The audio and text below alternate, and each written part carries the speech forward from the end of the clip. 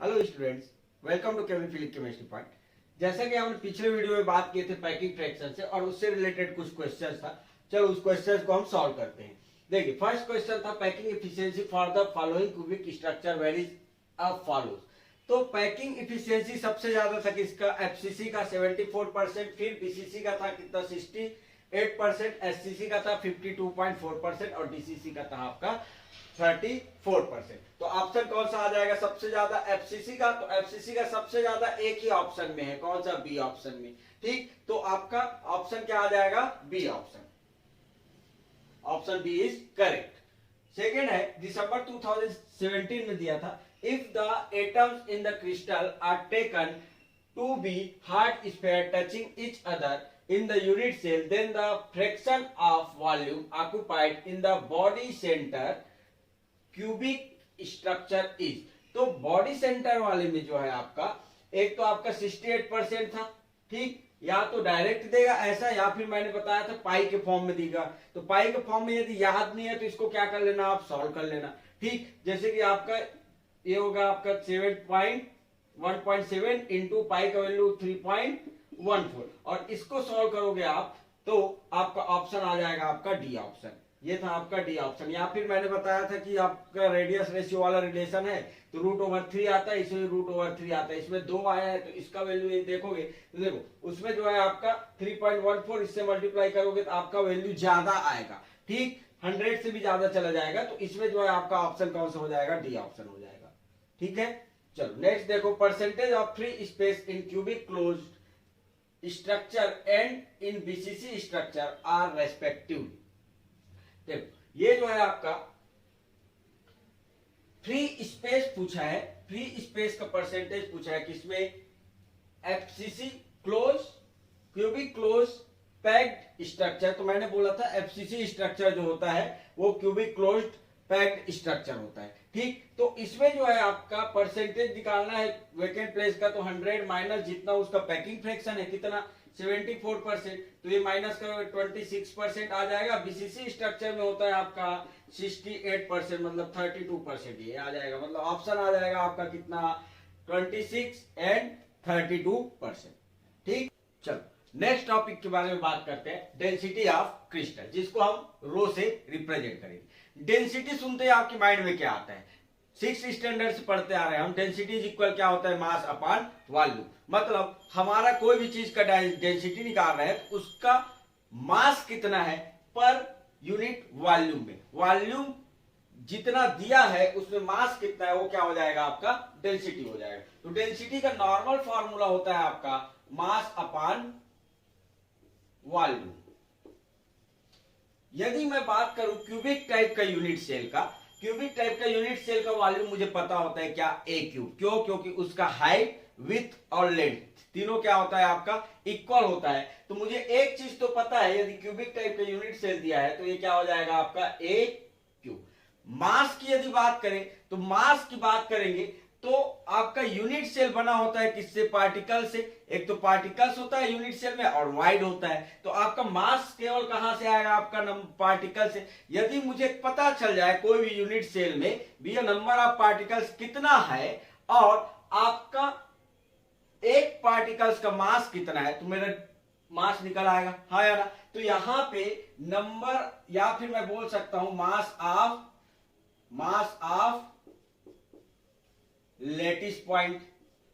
ठीक, अब यहां पे मास ऑफ लेटिस पॉइंट निकालना है तो मुझे दो चीजों की जरूरत पड़ेगी, एक तो कितना उसमें पार्टिकल्स है और एक का मास कितना है। तो number of lattice point into mass of one particle, mass of one lattice point divided by a cube.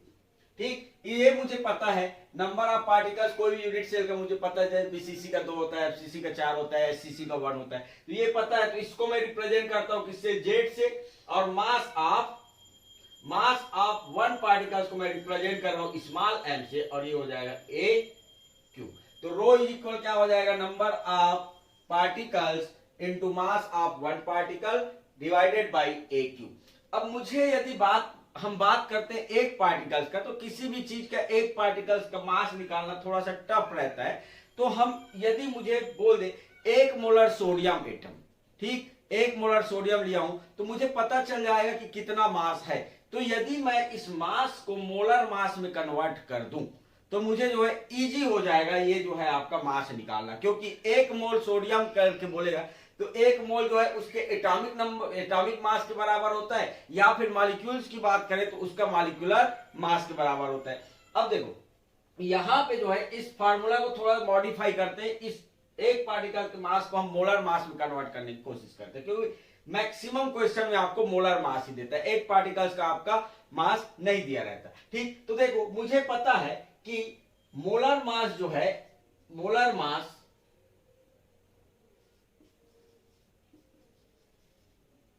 Is equal, 1 मोल में नंबर ऑफ पार्टिकल्स कितना होता है 6.023 इंटू 10 टू द पावर 23, जिसको हम बोलते हैं एवोगैड्रो नंबर। इतना एटम्स होता है आपका, इतना एटम्स बोलो या फिर आप मॉलिक्यूल बोल रहे हो मॉलिक्यूल्स, लेटिस पॉइंट बोल रहे हो तो लेटिस पॉइंट, इतना मेरा लेटिस पॉइंट रहेगा। अब मुझे कितना चाहिए, 1 का चाहिए। अब मैं इसको उल्टा भी बोल सकता हूं क्या, 6.023 into 10 to power 23 lattice point का मास यदि उसके मोलर मास के बराबर है तो 1 का कितना आएगा, मैं इसको कैपिटल एम से रिप्रेजेंट कर रहा हूं, इज इक्वल, ये हो जाएगा आपका क्या, इसको इधर पक्षांतर करो तो 6.023 इंटू 10 टू द पावर 23, ये किसका मास है आपका, मास ऑफ 1 पार्टिकल, 1 पार्टिकल या फिर 1 लेटिस पॉइंट, मतलब m के बराबर है। तो इसको मैं बोल सकता हूं m is equal n not is equal mass of 1 particles, mass of 1 particles को स्मॉल m से रिप्रेजेंट कर रहे हैं, इसलिए मैं इसको यहां पे m लिख रहा हूं। ठीक, अब इसको वहां पर रखो तो आपका इसको हम पुट करेंगे तो रो इज इक्वल क्या हो जाएगा, रो इज इक्वल हो जाएगा z into molar mass upon Avogadro number into ए क्यूब। दोनों फार्मूला इंपॉर्टेंट है, यदि एक पार्टिकल्स का मास दिया रहता है तो इसको यूज करेंगे हम, और यदि मोलर मास दिया है तो इसको यूज करेंगे। इसको हम इग्नोर कर देते हैं, लेकिन इससे क्वेश्चन आ चुका है, एक पार्टिकल्स का मास दिया था तो वहां पर आप फंस जाओगे। तो इन दोनों फार्मूला को याद रखना पड़ेगा, ज्यादा इंपॉर्टेंट है ये फार्मूला। ठीक, तो इसको कैसे याद रखेंगे, देखो जमुना, जमुना से आप याद रखना, Jamuna Z M N naught और A cube, Jamuna, Jamuna important है, याद रखो, इससे बहुत क्वेश्चन आता है आपका। ठीक, यदि यूनिट की बात करूं मैं, डेंसिटी की यूनिट की बात करूं तो मास का यूनिट हम नॉर्मली लेते हैं ग्राम में और वॉल्यूम का आपका सेंटीमीटर क्यूब में। ठीक, सेंटीमीटर क्यूब, तो ग्राम पर सेंटीमीटर क्यूब के आसपास इसका जो है नॉर्मल यूनिट होता है, या फिर आप मास का यूनिट डिवाइडेड बाय वॉल्यूम का यूनिट होता है। ठीक, चलिए ये कुछ प्रीवियस ईयर क्वेश्चन है, इसको करने की कोशिश करते हैं। ठीक, तो देखो, a metal crystallizes in FCC structure with a unit side cell of 500 picometer if the density of crystal is 1.33 gram per cc per cubic centimeter, the molar mass of the metal is close to। ठीक, molar mass पूछा है, देखो क्या क्या दिया है ये चीज। पहले यदि क्वेश्चन सॉल्व करना है आपको, फिजिकल केमिस्ट्री का न्यूमेरिकल क्वेश्चन सॉल्व करना है, क्या क्या दिया उसको पॉइंट आउट कर लो पहले। देखो एक तो एफसीसी स्ट्रक्चर दिया है हमको, यहां से क्या मिल जाएगा जेड, एक दिया है आपका क्या 500 सेल साइड मतलब एज लेंथ दिया है वो, और एक दिया है आपका क्या डेंसिटी दिया है। तो आपको गिवन क्या क्या है, गिवन है आपका फर्स्ट क्वेश्चन का गिवन है पहला क्या, एक तो जेड एफसीसी स्ट्रक्चर है, एफसीसी स्ट्रक्चर है तो मुझे एक चीज पता चल गया, जेड इज इक्वल क्या 4।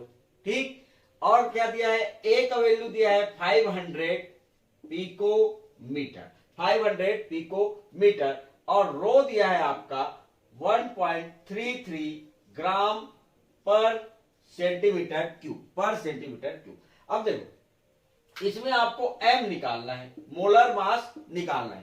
ठीक, अब ये जो है सेंटीमीटर में दिया है तो a को पहले कन्वर्ट कर लो किसमें, पिकोमीटर को कन्वर्ट कर लो सेंटीमीटर में, क्योंकि इसको आप कैंसल आउट करना पड़ेगा आपको। तो ये आपका आ जाएगा 500 into 10 to the power minus 10 centimetre. फिर मैं इसको लिख सकता हूं 5 into 10 to the power minus 8 centimetre. ठीक, अब आपका फार्मूला कौन सा यूज होगा? मोलर मास वाला यूज होगा। रो इज इक्वल क्या? Jamuna Z into M upon A N not into A cube. Molar mass निकालना है तो इसको उधर पक्षांतर कर लो, तो मोलर मास इज इक्वल क्या हो जाएगा आपका? Rho into N not into A cube upon Z. Rho is equal क्या? 1.33 gram centimetre cube. N not का वैल्यू है आपका 6.023 इंटू 10 टू द पावर 23 और ए क्यूब का वैल्यू हो जाएगा 5 into 10 to the power minus 8 centimetre का cube upon 4।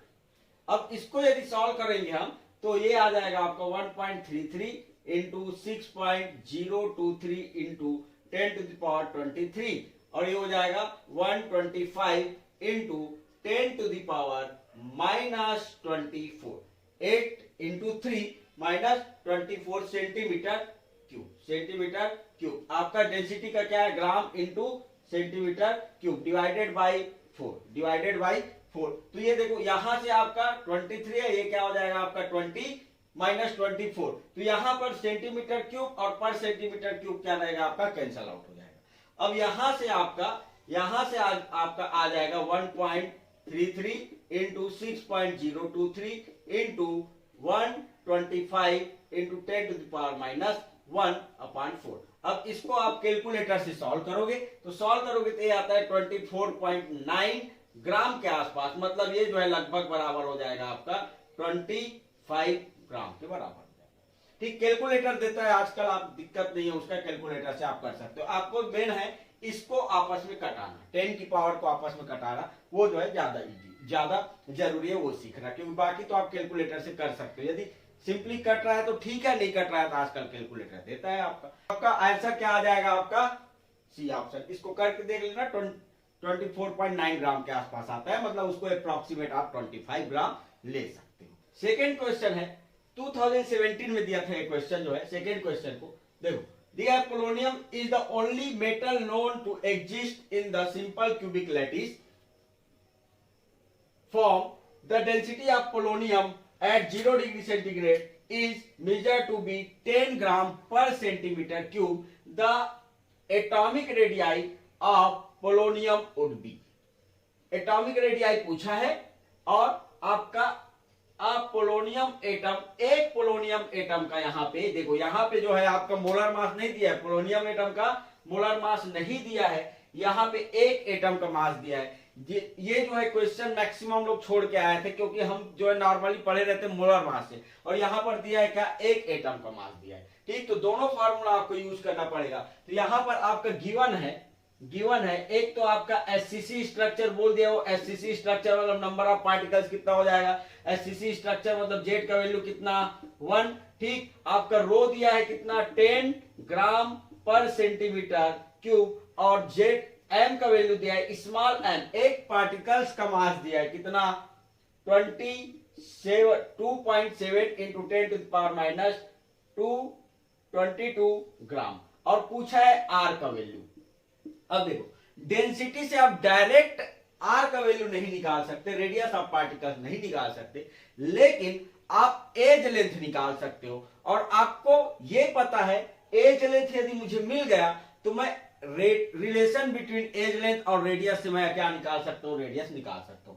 तो relation of edge length, radius of particle और नेबरिंग डिस्टेंस, ये बहुत इंपॉर्टेंट टॉपिक है, वो हर जगह यूज होगा। पैकिंग फ्रैक्शन में भी यूज हो रहा था, यहां भी यूज होगा, हर जगह यूज होगा, तो वो जो है आपको अच्छे से याद होना चाहिए। अब देखो हमारा फार्मूला क्या है? Rho is equal Z into M upon a cube. यहां पर एवोगैड्रो नंबर का यूज नहीं करेंगे, क्योंकि यहां पर एक पार्टिकल्स का मास दिया है, ना कि मोलर मास दिया है। ठीक, तो यहां पर जो है हमको निकालना क्या है? निकालना है एज लेंथ, तो ये ए क्यूब इज इक्वल हो जाएगा Z into M upon rho. Z का वैल्यू 1, एम का वैल्यू दिया है आपका 27 into 10 to the power minus 22 gram upon rho का वैल्यू दिया है 10 सेंटीमीटर ग्राम पर सेंटीमीटर क्यूब, ग्राम पर सेंटीमीटर क्यूब। ये कैंसल आउट हो जाएगा, यहां से आ जाएगा आपका 27 into 10 to the power minus 23, minus 23, 10 को ऊपर ले जाओगे तो माइनस 23 हो जाएगा। तो यहां पर ये जो है आपका सेंटीमीटर क्यूब, ये जो है ऊपर आ जाएगा यूनिट। अब यहां से आपका, मैं इसको ऐसे कर सकता हूं क्या, 27 इंटू 10 की power minus 1 into 10 to power minus 23, मतलब डेसिमल को एक प्लेस इधर मैं क्या किया हूं, डिस्प्लेस किया हूं।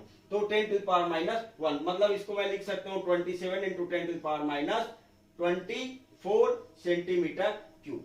ये किसका value, a cube is equal आ गया आपका क्या, ए क्यूब का वैल्यू जो है आया है क्या 27 इंटू 10 टू पावर माइनस 23। तो ए इज इक्वल क्या हो जाएगा आपका cube 27 into 10 to the power minus 24 centimetre cube. अब ये जो है 27 किसका क्यूब होता है आपका, 3 का क्यूब होता है। 3 इंटू 3 इंटू 3 करोगे तो आपका 27 आ जाएगा। और 24 के लिए आपका आ जाएगा क्या, ये जो रहेगा आपका इसका वैल्यू आएगा 3 into 10 to the power minus 8 centimetre cube.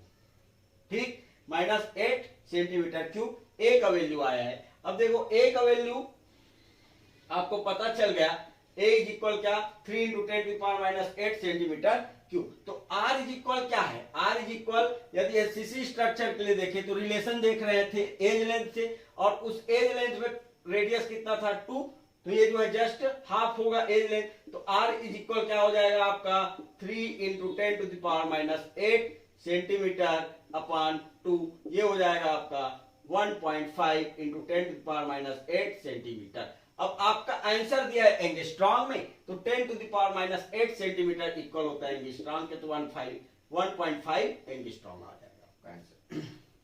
ठीक, इजी था, बहुत इजी था क्वेश्चन। बस आपको वहां पर ये जो है नया ये दिया था, यहां पर मास ऑफ एटम, एक एटम का मास दिया था, ना कि मोलर मास दिया था। नेक्स्ट क्वेश्चन है, iron exhibit BCC structure at room temperature above 900 degree centigrade it transform to FCC structure. मतलब वो बोल रहा है रूम टेम्परेचर पे बीसीसी स्ट्रक्चर है, यदि हम उसको 900 डिग्री सेंटीग्रेड से ऊपर यदि हीट करें तो एफसीसी स्ट्रक्चर में कन्वर्ट हो जाता है। ठीक, नेक्स्ट दिया है the ratio of density of iron at room temperature to that of 900 degree centigrade. मतलब वो रूम टेम्परेचर और 900 डिग्री सेंटीग्रेड पे डेंसिटी का रेशियो क्या होगा वो पूछा है, और बोला है molar mass and atomic radius of iron remain constant. मतलब मोलर मास और रेडियस ऑफ पार्टिकल चेंज नहीं हो रहा है यदि हम ट्रांसफॉर्म कर रहे हैं तो। ठीक, तो आपका फार्मूला क्या है, फार्मूला होता है, देखो दो चीज पूछा है वो, एक तो रो रूम टेम्परेचर और रो 900 डिग्री सेंटीग्रेड, इन दोनों का रेशियो क्या होगा। तो आपको पता है क्या, रो रूम टेम्परेचर पे क्या है आपका जेड, डेंसिटी इज इक्वल क्या, Z into M upon N not into A cube, किसका, बीसीसी स्ट्रक्चर का, divided by Z into M upon A naught into A cube, किसका, एफसीसी स्ट्रक्चर का। ठीक, अब यहां पर जो है एन नॉट कैंसल आउट हो जाएगा, एम कैंसल आउट हो जाएगा, मोलर मास क्योंकि सेम है, एवोगैड्रो नंबर भी चेंज नहीं हो रहा है। ए क्यूब को कैंसल आउट मत करना आप, क्योंकि वो जो है रेडियस ऑफ पार्टिकल्स को क्या है, सेम है बोल रहा है, ना कि एज लेंथ को। नहीं तो एज लेंथ को कैंसल आउट किए, इसका 2 इसका 4 आ गया आंसर 1/2। नहीं, वो गलत है, क्योंकि आपका एज लेंथ चेंज होगा, क्योंकि इसका एफसीसी स्ट्रक्चर में अलग एज लेंथ होगा और बीसीसी स्ट्रक्चर में अलग एज लेंथ होगा। तो वो कहां से निकलेगा, अब देखो रेडियस को सेम बोल रहा है, तो आप एक काम करो, हम पढ़े रिलेशन बीसीसी स्ट्रक्चर में देखोगे तो रेडियस इज इक्वल क्या होता है, √3a/4। तो a इज इक्वल क्या हो जाएगा, 4r/√3, ये वैल्यू रखो। और दूसरा जो है एफसीसी स्ट्रक्चर की यदि बात करें तो r इज इक्वल क्या, √2a/4, तो a इज इक्वल क्या, 4r/√2। इसको हम यहां पर पुट करेंगे और r को कैंसल आउट कर सकते हो, क्योंकि यहां पर ये जो है r को क्या बोल रहा है, सेम है बोल रहा है, रिमेन कांस्टेंट। तो वो वैल्यू को यहां पर पुट करो, तो ये हो जाएगा जेड का वैल्यू कितना, 2/8 ए क्यूब का value, a cube BCC structure में क्या 4r अपान रूट ओवर 3 का cube into divided by Z का वैल्यू 4 अपान यहां पर आ जाएगा ए क्यूब का एफसीसी स्ट्रक्चर में 4r इंटू रूट ओवर 2 का क्यूब। अब इसको जो है फिर से रीअरेंज करो, रीअरेंज करके देखो जो नीचे है वो ऊपर चला जाएगा, जो ऊपर है वो नीचे चला जाएगा, तो वो हो जाएगा आपका 2 डिवाइडेड बाई 4r का क्यूब और रूट ओवर 3 कहां ऊपर, तो रूट ओवर 3 का क्यूब इनटू यहां पर आ जाएगा आपका डिवाइडेशन में 4 upon 4r cube upon root over, देखो रूट ओवर 2 क्यूब कहां चला जाएगा ऊपर, तो रूट ओवर 2 का क्यूब। ठीक, फिर से इसको रीअरेंज करोगे तो जो ये इसमें यदि डिवाइडेशन के डिवाइडेशन में रहता है, जो नीचे रहता है वो ऊपर, जो ऊपर रहता है वो नीचे, तो यहां पर आ जाएगा 2 रूट ओवर, इसको मैं क्या लिख सकता हूं 3 रूट ओवर 3, ये हो जाएगा 4r क्यूब इनटू जो नीचे है वो ऊपर 4r cube upon 4 into 2 root over 2। ठीक, 4r क्यूब, सर ये जो है आपका पूरा क्यूब में रहेगा, ये जो है पूरा क्यूब में रहेगा, ये दोनों कैंसल आउट, यहां पर 2 कैंसल आउट हो जाएगा। अब क्या हुआ आपका 3 रूट ओवर 3 यहां पर बचा, 4 रूट ओवर 2 यहां पे बचा, तो आपका आंसर क्या हो जाएगा, आपका आंसर हो जाएगा 3 रूट ओवर 3 4 रूट ओवर 2। ये जो है आपका बीसीसी और एफसीसी स्ट्रक्चर का रूम टेम्परेचर और 900 डिग्री सेंटीग्रेड पे डेंसिटी होगा। इंपॉर्टेंट है, याद रखो, ये जो है अच्छा क्वेश्चन था, ऐसे टाइप का क्वेश्चन जो है आ सकता है, फ्रीक्वेंटली जो है आ सकता है, ये क्वेश्चन आता है ऐसे टाइप। ठीक है, देखिए ये कुछ क्वेश्चन है, इसको आप घर में करके देखिएगा, इसको मैं जो है इसका एक्सप्लेनेशन मैं नेक्स्ट वीडियो में दूंगा। ठीक, इसका एक्सप्लेनेशन मैं नेक्स्ट वीडियो में दे दूंगा, तो आप लोग करके देखिएगा घर में। ठीक है, नेक्स्ट टॉपिक है 2D representation of 3D unit cell, या फिर इसी को बोलते हैं बैक फेस रिप्रेजेंटेशन। इसका मतलब क्या है, मतलब ये है कि भैया आपका क्रिस्टल एक्चुअल में होता है 3D में, ठीक, लेकिन हम इसको यदि प्लेन पेपर में रिप्रेजेंट करना चाहे या 2D में रिप्रेजेंट करना चाहे तो हम कैसे इसको रिप्रेजेंट करेंगे, जिससे हमको समझ में आ जाए कि पर्टिकुलर रिप्रेजेंटेशन आपका बीसीसी टाइप का है, एफसीसी टाइप का है, एससीसी टाइप का है, एससीसी टाइप का है, मतलब किस टाइप के यूनिट सेल है वो समझ में आ जाए। जैसे कि आपको ये समझ में आ जाते हैं, जैसे मैं टेट्राहेड्रल को रिप्रेजेंट करना चाहता हूँ, टेट्राहेड्रल स्ट्रक्चर होता है 3D स्ट्रक्चर, तो यदि मैं रिप्रेजेंट करना चाहूँ मेथेन को, तो एक्चुअल में जो है ये कुछ ऐसे रिप्रेजेंट करते हैं।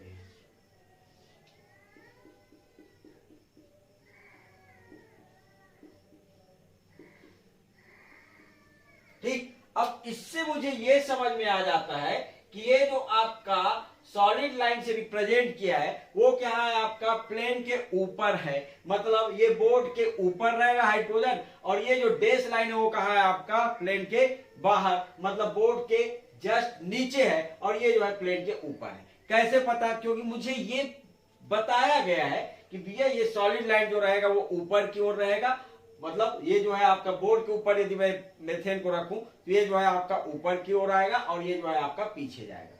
वैसे ही आपका यदि हमको 2D में समझ रहे हैं यूनिट सेल को, 3D यूनिट सेल को, तो हम कैसे उसको रिप्रेजेंट करेंगे, हम ये इसको 2D में रिप्रेजेंट करेंगे। एक्चुअल में ये जो बैक फेस में है हम इसको इमेजिन करेंगे, देखो इस बैक फेस से, ये पीछे वाले फेस से एक्चुअल में पार्टिकल्स का डिस्टेंस कितना है, जितना डिस्टेंस रहेगा उसको हम रिप्रेजेंट कर देंगे। जैसे कि ये बैक फेस है, इससे इसका डिस्टेंस कितना आपका 1 मान के चलेंगे, ये दो कॉर्नर्स के बीच का डिस्टेंस को हम 1 मान के चलेंगे, यहां से इसका डिस्टेंस 1 मान के चलेंगे। ठीक, यदि हाफ में है तो क्या हो जाएगा आपका हाफ, और इस वाले फेस में कोई भी पार्टिकल्स रहेगा उसका बोलेंगे कि वो 0 डिस्टेंस पे है, ये जो है आपका 0 डिस्टेंस पे है। और यदि वो जो है दूसरे कॉर्नर पे है या फ्रंट फेस पे है, बैक फेस में जितना पार्टिकल रहेगा उसको 0 मान के चलेंगे, 0 डिस्टेंस पे है। और फ्रंट फेस पे जो भी पार्टिकल्स रहेगा या फिर बैक फेस से डिस्टेंस कॉर्नर का बोलोगे वो 1 रहेगा, मतलब इसके लिए हम 1 रिप्रेजेंट करेंगे। ठीक, देखिए कैसे। पहले बात करते हैं हम एससीसी स्ट्रक्चर की। एससीसी स्ट्रक्चर की तो पहले तो ड्रॉ कर लो। तो ड्रॉ करेंगे तो एससीसी स्ट्रक्चर में पार्टिकल्स कहां पाया जाता है? कॉर्नर पे। नंबर ऑफ पार्टिकल्स कितना? 1। कोऑर्डिनेशन नंबर कितना? ये सब आपको अच्छे से याद होना चाहिए। एससीसी बीसीसी कोई भी यूनिट सेल है उसका एक्चुअल ये सब चीजें जो है याद होना चाहिए। ठीक, अब देखो यदि मैं इसको 2D में रिप्रेजेंट करूंगा तो एक्चुअल में मैं 2D में रिप्रेजेंट करूंगा कहां कहां दिख रहा है आपको पार्टिकल, वहीं पर मैं रिप्रेजेंट करूंगा। जैसे कि ये सभी कॉर्नर्स पे दिख रहा है। अब सामने से देखोगे केवल 4 बस दिख रहा होगा, पीछे वाला नहीं दिखेगा आपका। तो इसको मुझे 2D में यदि रिप्रेजेंट करना है, 2D में रिप्रेजेंट करना है तो मैं कुछ ऐसे करूंगा।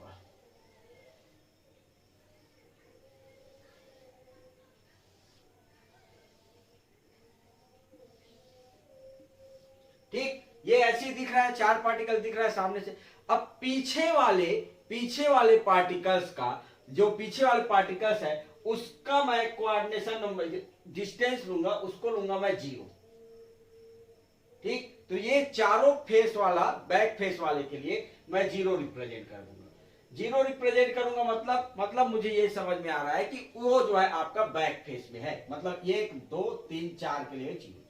अब इस बैक फेस से फ्रंट फेस वाले इस कॉर्नर का डिस्टेंस कितना? 1 का। ठीक, यहां से यहां इसका डिस्टेंस क्या? 1। तो ये हो जाएगा आपका 1 1 1 और 1। ये जो है आपका एससीसी टाइप का रिप्रेजेंटेशन होगा, क्योंकि ये जो है सिर्फ कॉर्नर पे पाया जा रहा है। देखो इसको देखोगे सिर्फ कॉर्नर पे पार्टिकल दिख रहा है, तो ऐसे ही दिख रहा है, 4 पार्टिकल दिख रहा है। तो 2D में देखोगे तो ऐसे ही दिखेगा। अब एक जो है 0 लिया है बैक फेस के लिए, मतलब चारों कॉर्नर पे जो है आपका एक एक पार्टिकल्स है, और एक जो है आपका फ्रंट पे जो फेस है उसके कॉर्नर पे जो है आपका 1 डिस्टेंस पे, मतलब इसका डिस्टेंस 1। वैसे ही आपका बीसीसी स्ट्रक्चर के लिए देखेंगे। बीसीसी स्ट्रक्चर के लिए तो बीसीसी स्ट्रक्चर का जो है स्ट्रक्चर क्या होता है आपका?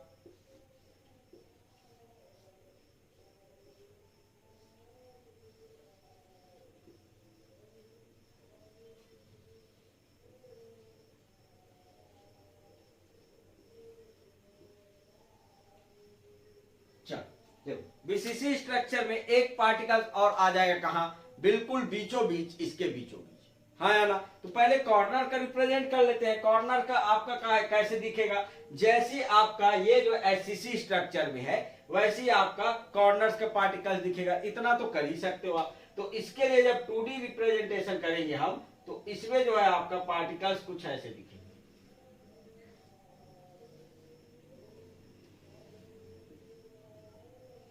0 1 बैक फेस वाले के लिए 0, और इससे इसका डिस्टेंस कितना?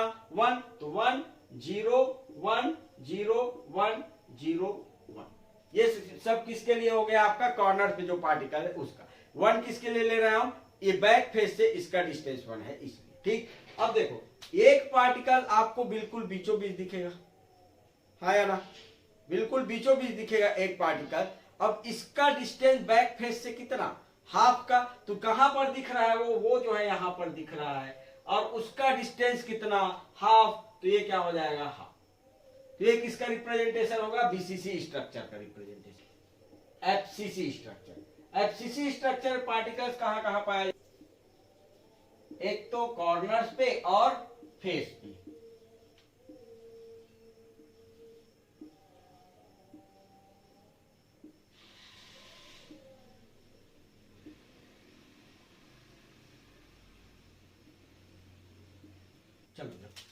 यदि आपको एफसीसी स्ट्रक्चर पता है तो इजीली बन जाएगा। यदि आप 3D में इमेजिन कर पा रहे हैं तो इजीली बन जाएगा। 3D में इमेजिन नहीं कर पा रहे हो तो आपको दिक्कत होगी।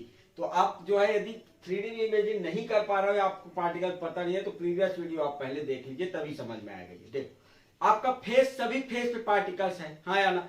यहाँ पे एक पार्टिकल्स है। अब देखो ये पार्टिकल्स तुमको दिखेगा कहाँ? यदि सामने से देखेंगे और मैं 2D में रिप्रेजेंट करना चाहूं तो क्या दिखेगा मुझे? ये पीछे, मतलब ये बीच में दिखेगा, यहाँ बीच में। तो दो पार्टिकल्स तो यहाँ रहेंगे, जैसे ऐसे रिप्रेजेंट कर रहा है ना, ये कॉर्नर्स के पार्टिकल्स यहाँ कॉर्नर्स पे दिखाई दे रहा है। अब इसमें एक पार्टिकल्स यहाँ पे दिखेगा।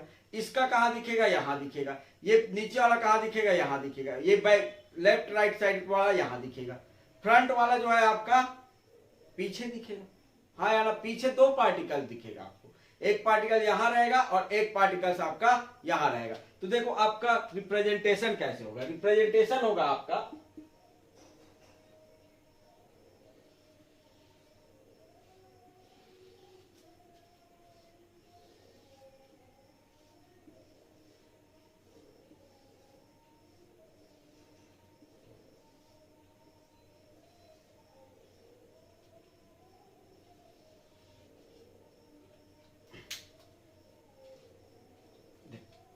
कॉर्नर्स का पहले रिप्रेजेंट कर लो। कॉर्नर्स का सबसे इजी क्या, इसका 0 और इस वाले का 1। फ्रंट फेस में जितना कॉर्नर है उसका 1, बैक फेस में जितना कॉर्नर है उसका 0। तो ये हो जाएगा आपका 0 1 0 1 0 1 0 1, इतना हो गया।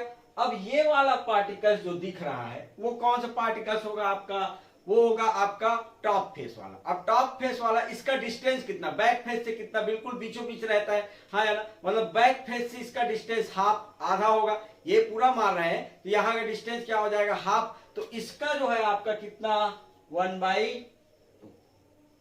इसका कितना दिखाई देगा, ये कहां दिखाई देगा आपका, यहां दिखाई देगा। अब इसका डिस्टेंस कितना, हाफ। तो ये वाला जो हो जाएगा आपका, ये भी हाफ, ये भी हाफ और ये भी हाफ। अब बीच वाला फ्रंट बैक, देखो एक पार्टिकल बैक फेस में, तो इसके लिए 0 जो बीचों बीच दिखाई दे रहा है, और फ्रंट वाले का इससे बैक से फ्रंट फेस का डिस्टेंस कितना मान के चल रहा है 1। तो ये जो रहेगा आपका दो पार्टिकल्स यहाँ पर रिप्रेजेंट करेंगे 0 और 1, 0 और 1। ऐसे ही आपका एंड सीसी देखोगे तो एंड सीसी में आपका सिर्फ आपका मान लो टॉप और बॉटम में यदि आप रिप्रेजेंट कर रहे हो, टॉप और बॉटम में रिप्रेजेंट कर रहे हो, तो एफसीसी टाइप का ही रहेगा। लेकिन इसमें जो है पार्टिकल्स जो रहेगा वो टॉप फेस में बॉटम फेस में अल्टरनेट फेस में रहता है। हाँ या ना, मैं टॉप और बॉटम पे रिप्रेजेंट कर रहा हूं तो इसका 2D रिप्रेजेंटेशन करूंगा, 2D रिप्रेजेंटेशन करूंगा। तो यहां पर जो है ऐसे रिप्रेजेंट करेंगे तब ये 0 1 0 1 0 1 0 1 कहां पर दिखाई दे रहा है। अब देखो यहां पर ये जो है हम बाकी फेस पे रिप्रेजेंट नहीं कर रहे हैं तो वहां पर हमको लिखने की जरूरत नहीं, वहां पर पार्टिकल दिखाई नहीं देगा। तो ये क्या हो जाएगा, हाफ, ये भी हो जाएगा हाफ। ठीक, यदि मैं यहां रिप्रेजेंट कर रहा हूं, यहां पे रिप्रेजेंट कर रहा हूं तो ये वाला पार्टिकल्स आ जाएगा, ये दोनों, बाकी को छोड़ देना। टॉप फ्रंट में कर रहे हो तो बाकी को छोड़ दो, ये वाला पार्ट बस आएगा। 0 1 आएगा वहां पे, यदि टॉप सॉरी फ्रंट और बैक में यदि हम रिप्रेजेंट कर रहे हैं तो 0 1 आएगा। ठीक, लेकिन टॉप बॉटम में कर रहे हैं या लेफ्ट राइट में कर रहे हैं तो हाफ हाफ आएगा। तो जैसे आप रिप्रेजेंट कर रहे हैं उसके अकॉर्डिंग वो बन जाएगा। नेक्स्ट है एचसीसी टाइप का। अब देखो एचसीसी में पार्टिकल्स कहां कहां पाया जाएगा, एक तो कॉर्नर पे पाया जाता है और एज के बीचों बीच पाया जाता है। हाँ या ना, सभी एज में और कॉर्नर पे। तो आपका अब यहां भी दिखाई देगा पार्टिकल, मान लो यहां पे है तो यहां भी दिखाई देगा, यहां भी दिखाई देगा और यहां भी दिखाई देगा। मतलब आपको ये जो है एक्चुअल जब इसको 2D में रिप्रेजेंट करोगे आप तो कुछ ऐसा दिखाई देगा। ये 3 पार्टिकल्स आपका एक एज में जो है अब 3 पार्टिकल दिखाई देगा। ये सब क्या है आपका कॉर्नर वाला है, कॉर्नर वाले का रिप्रेजेंट कर लो। अब देखो कॉर्नर पे जो है आपका, यदि अब मैं यहां पे पार्टिकल देखूं यहां से तो अब 3 पार्टिकल दिखेगा। एक तो आपका इसके लिए हो जाएगा 0 जो कॉर्नर है उसका, इस बीच वाले जो एज वाला पार्टिकल्स है उसका डिस्टेंस कितना, हाफ।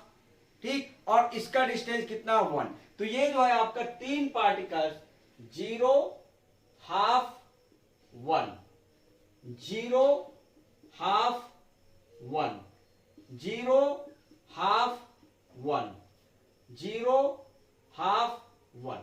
तो 0 वाला पार्टिकल्स कौन सा, बैक फेस का कॉर्नर, उसके बाद हाफ दिखाई दे रहा है वो एज का, फिर आपका फ्रंट का कॉर्नर 1। ठीक, 0 हाफ में दिखाई देगा, फिर आपका फुल लेंथ में। अब इसका देखोगे यहां पे ये किसका है आपका, इस वाले एज का, तो इस यहां पर ही पार्टिकल पाया जाएगा, यहां पर ही पार्टिकल पाया जाएगा। इसका डिस्टेंस बैक फेस से 0 और इसका कितना 1। आपके रूम में देखोगे तो रूम में जो है पीछे वाले फेस का एज को देखना, तो उसका जो है हम 0 लेके चल रहे हैं, बैक फेस में जो भी चीज है उसका 0 लेके चल रहे हैं, तो ये हो जाएगा 0 और 1, ये हो जाएगा 0 1 0 1 0 1, ये हो जाएगा आपका एज सीसी टाइप का। चलिए नेक्स्ट है आपका डीसीसी टाइप का स्ट्रक्चर। डीसीसी में पार्टिकल्स कहां कहां पाए जाते हैं, एक तो एफसीसी मैनर पे और दूसरा टेट्राहेड्रल वाइड में। तो एफसीसी का पहले रिप्रेजेंट कर लो, कॉर्नर और फेस का आपको पता है वो रिप्रेजेंट कर लो, कैसा जो एफसीसी वाले में देखे थे वैसी। तो वो जो है आपका मेनली कहां कहां दिख रहा था, आपका कुछ ऐसे दिख रहा था।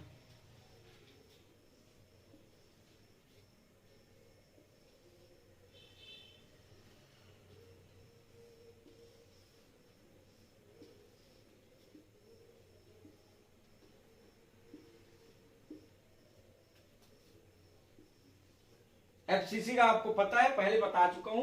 तो एफसीसी का दिक्कत है नहीं, हमको टेट्राहेड्रल वाइड बस का दिक्कत रहेगा।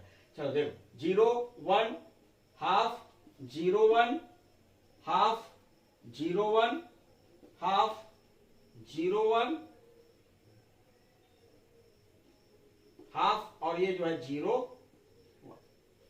ठीक, अब यहां पे tetrahedral void alternate tetrahedral void पे रहता है।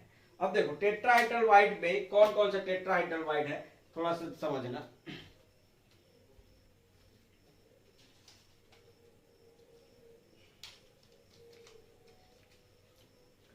अब देखो टेट्राहेड्रल वाइड पे डिस्टेंस थोड़ा सा देखते हैं, थोड़ा समझने की कोशिश करना। देखो ये पीछे वाला टेट्राहेड्रल वाइड की बात करूं, इसका बात करूं तो इसका डिस्टेंस देखो, इसका डिस्टेंस कितना है आपका हाफ, मतलब यहां तक का डिस्टेंस कितना हो जाएगा 1/4, 1/4 हाफ 3/4 और ये क्या हो जाएगा आपका फुल लेंथ 4/4। तो इस वाइड पे पीछे वाले फेस के वाइड पे जो भी पार्टिकल्स रहेगा उसका डिस्टेंस कितना 1/4, मतलब यहां पे जो भी ये रहेगा इसका डिस्टेंस जो है यहां से 1/4।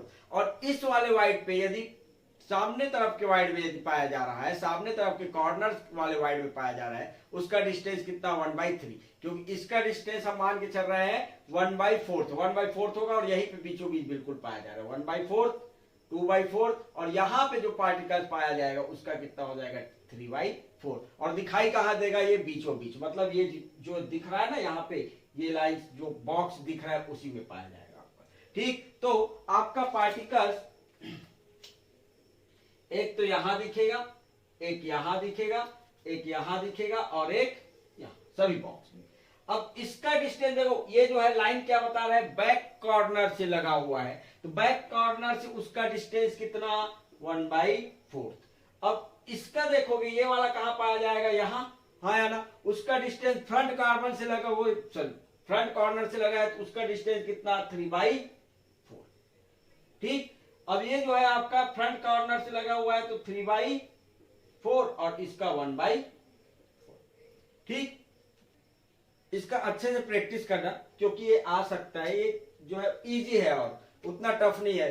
क्या करना है, बस बैक फेस में है, उस बैक फेस के से हम डिस्टेंस देखेंगे, पार्टिकल्स का एक्चुअल डिस्टेंस कितना है, वही चीज को हम रिप्रेजेंट कर रहे हैं 2D में। और कहां कहां दिखाई देगा, ये सामने से देख रहे हो तो कहां कहां दिखाई देगा, वहीं पर हम पार्टिकल्स को रिप्रेजेंट कर रहे हैं। ठीक है, यदि वीडियो अच्छा लगा होगा तो लाइक शेयर जरूर करिएगा और चैनल को सब्सक्राइब जरूर करिएगा। Thank you.